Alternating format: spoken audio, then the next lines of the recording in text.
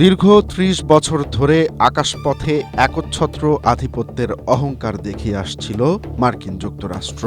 তবে ২০২৬ সালে ইরানের সঙ্গে সংঘাতে জড়িয়ে তা ধূলিসাৎ হয়ে গেছে।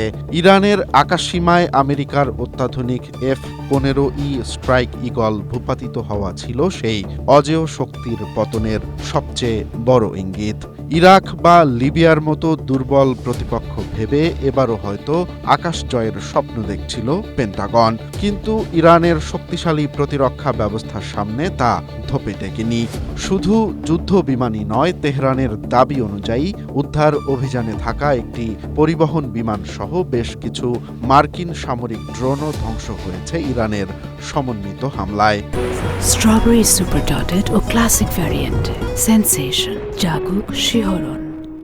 ফলে স্টেলথ প্রযুক্তির অজেয় হওয়ার যে রূপকথা এতদিন প্রচার করে বেড়াত যুক্তরাষ্ট্র, তা এখন প্রশ্নের মুখে পড়েছে।